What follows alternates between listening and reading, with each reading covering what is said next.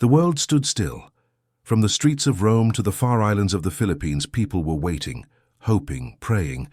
The centuries-old tradition was unfolding once again, but this time it would bring something the world had never seen. February 4. White smoke rose from the chimney of the Sistine Chapel. The symbol was clear. A new pope had been chosen. A new era had begun, and with it, history had been made. For the first time ever, the leader of the Catholic Church was not from Europe, not from the Americas, but from Asia. From the heart of Manila, the capital of the Philippines, emerged the new spiritual shepherd of 1.4 billion Catholics around the globe. His name, Pope Luis Antonio. As the smoke curled into the sky, bells rang across St. Peter's Square. Crowds erupted into cheers. Habemus Papam, they shouted, the ancient Latin phrase meaning, we have a pope. But this wasn't just about electing a new leader. This was about change, this was about hope, this was about the Church opening its arms even wider to the world. Pope Louis III, formerly known as Cardinal Luis Antonio Tagle, had become a symbol of unity, humility, and the growing strength of the Church across the continents. In Rome, the atmosphere was electric. Thousands had gathered in the square, their eyes fixed on the windows of the Vatican. Pilgrims, tourists, clergy, and reporters stood shoulder to shoulder, many clutching rosaries or holding up flags of their home countries.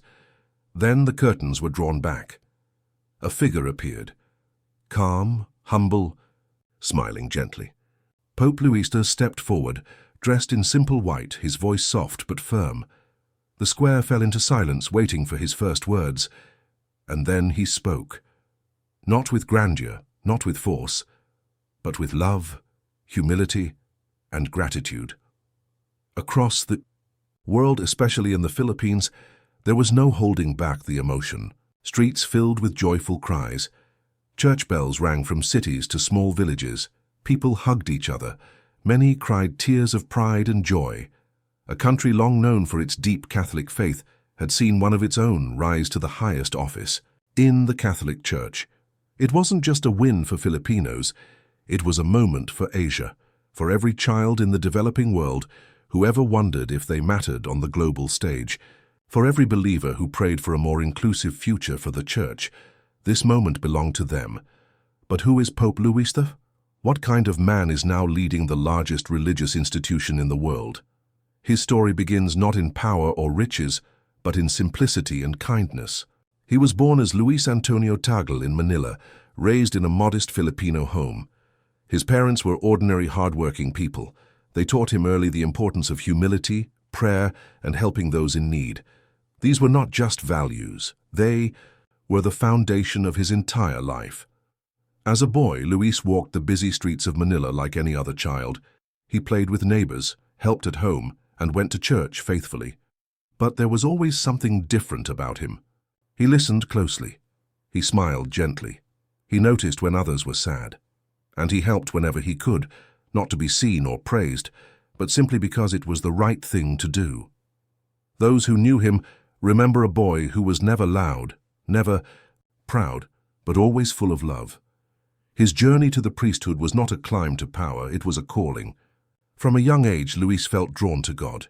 He studied with discipline, prayed deeply, and gave his time to the service of others. When he was ordained a priest, it was not a celebration of status, it was the beginning of a life dedicated to compassion. He served in the town of Imus, where people quickly saw his special touch. He didn't keep his distance, he walked with the people. He shared their laughter, their grief, their worries. He ate with them, cried with them, and prayed with them.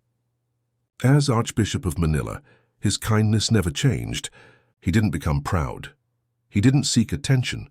In fact, he avoided the spotlight. What he sought was the comfort of others, the healing of the poor, and the peace of the broken-hearted. He believed deeply that the Church should be a place of mercy, not judgment, of love, not politics, of action, not just words.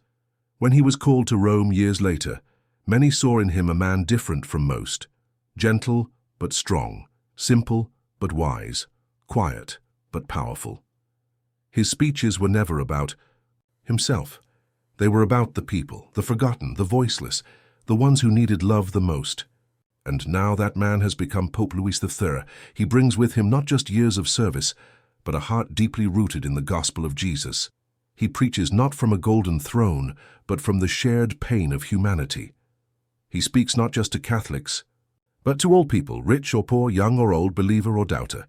His message is one of the unity, mas, healing us, and hope. This election is not just history, it's a message to the world. A message that the Church is truly universal, that it no longer belongs only to the old powers of Europe, but to every child baptized in faith, every mother who prays, every soul who seeks truth. The choice of Pope Louis XIII tells us that the Church sees us all, it welcomes us all, and it values every corner of the world. And as the news spreads, on phones, in homes, across newsrooms, people everywhere are responding. In Manila, celebrations stretch from churches to neighborhoods. Children wave little Vatican flags. Elders say it's a moment they never thought they'd live to see. In other Asian nations, Catholics feel a new connection to the Church. They feel seen. They feel heard. But with this great joy comes great responsibility. Pope Louis XIV inherits a Church facing real challenges, scandals, declining attendance in some regions, modern questions about identity, faith, and justice. But if anyone is prepared to face these with grace and strength, it is him, because he does not lead from above. He walks beside. He does not divide. He brings together. He does not condemn. He forgives. And he does not lead alone. He leads. With the prayers of millions, with the hands of children folded in church pews, with the tears of elderly women lighting candles, with the courage of priests and nuns working in silence, with the strength of lay people who live their faith each day in a noisy world. Pope Louis XIII begins his papacy not as a ruler, but as a servant, not with loud promises, but with quiet love. His is a papacy built on bridges, not barriers, on understanding, not fear, on deep faith, not pride. The Vatican has confirmed him, the world has welcomed him, and now the journey begins. A new dawn for Catholicism, a dawn that reaches from the white walls of the Vatican to the bustling markets of Asia, a dawn that shines on every corner of the globe. For the Church is not just a place, it is a people. And now, under the guidance of Pope Louis XIV, the people move forward, hand in hand, heart to heart. In the words of a humble man who once walked the streets of Manila and now walks in the footsteps of Peter, we are all one flock, and together we will walk in love. Let us remember this day, not only for what it means in history, but for what it means in our hearts. A new voice now leads the Church, a voice shaped by kindness, a voice molded in service, a voice that echoes the love of Christ.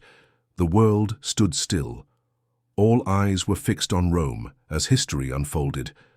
A new chapter in the Catholic Church began, not with whispers or quiet reverence, but with the roar of 1,000,000 hearts united in awe.